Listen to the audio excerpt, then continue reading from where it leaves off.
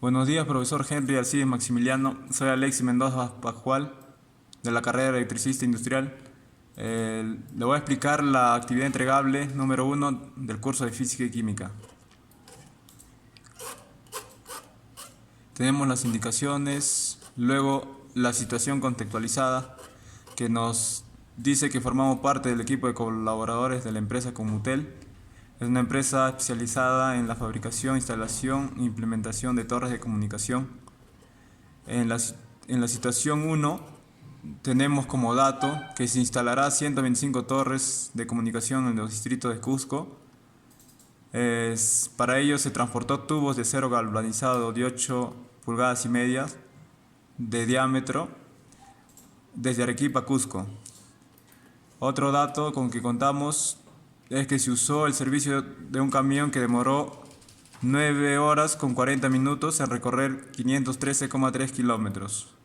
También nos mencionan que se midió la distancia geográfica entre las dos ciudades, siendo 323 kilómetros.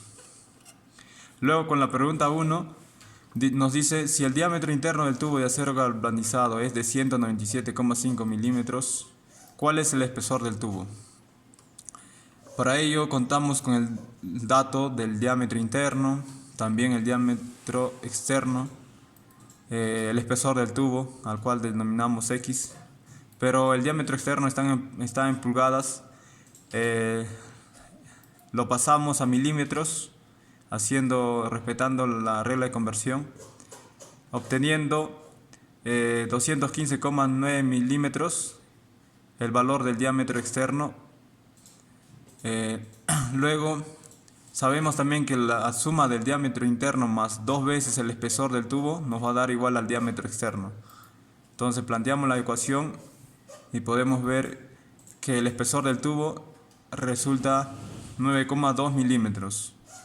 Pero debemos expresarlo en pulgadas. Para ello también utilizamos las reglas de conversión, obteniendo el valor del espesor del tubo 0,362 pulgadas. La segunda pregunta, ¿qué es el galvanizado y para qué se utiliza? Nos dice,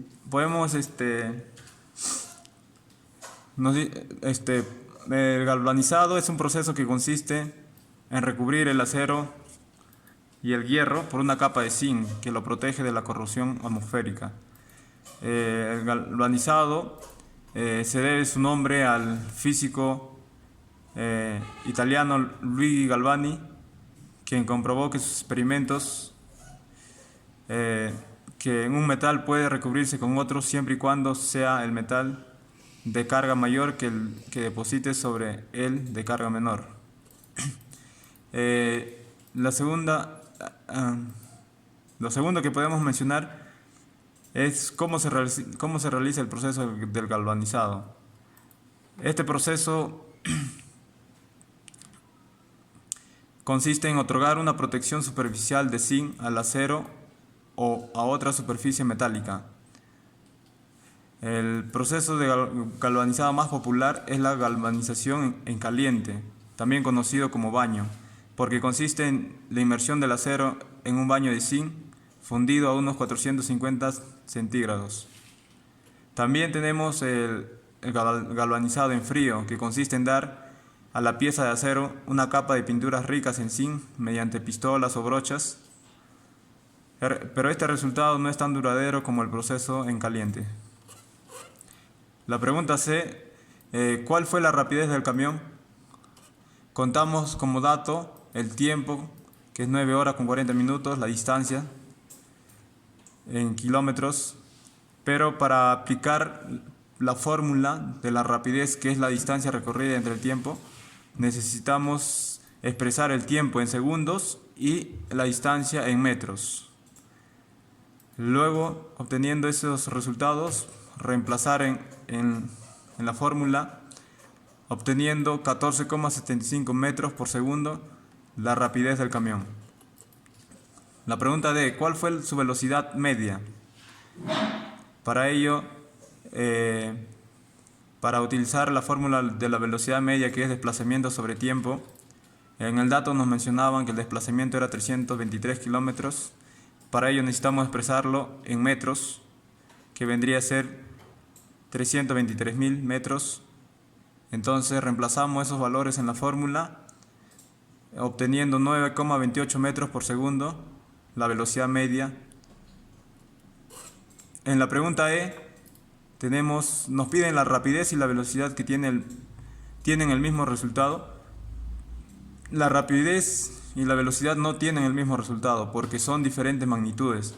Es decir, la rapidez es una magnitud escalar que representa una distancia recorrida por un cuerpo en un tiempo determinado, mientras que la velocidad es una magnitud vectorial que nos va a representar el desplazamiento de un cuerpo en un intervalo de tiempo.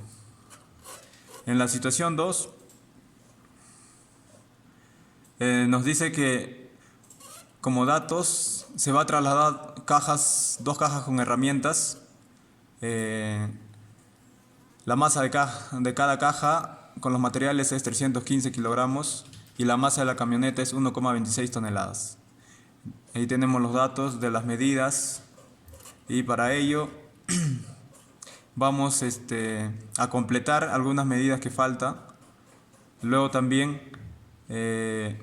las fuerzas de gravedad, las que están, la flecha de color roja, indican la fuerza de gravedad. Entonces la fuerza de gravedad lo obtenemos multiplicando la masa por la aceleración de la gravedad, resultando la fuerza de gravedad en el punto C o la fuerza de gravedad de la caja va a ser igual 30,87. La fuerza de gravedad de la caja D también podemos obtenerlo, 30,87. La fuerza de gravedad del auto también 12.348 newton. Con respecto a la pregunta A, nos piden determinar las reacciones en las llantas traseras. Le llamamos fuerza de reacción A. Para ello escogemos como punto de giro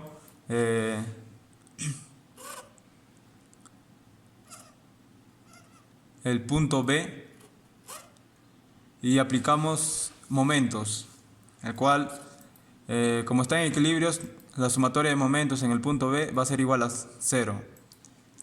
Entonces aplicamos la fórmula, reemplazamos los valores, obteniendo que la fuerza de reacción de las llantas traseras, o también se puede decir la fuerza de reacción en el punto A, va a ser 5.453,7 newton. Luego nos piden determinar las reacciones de las llantas delanteras. También por condición de equilibrio, sabemos que la suma de las fuerzas va a ser igual a 0. Entonces, reemplazando los valores, podemos obtener que la fuerza de reacción en el punto B o la fuerza de reacción en las llantas delanteras va a ser igual a 3.807,3 newton.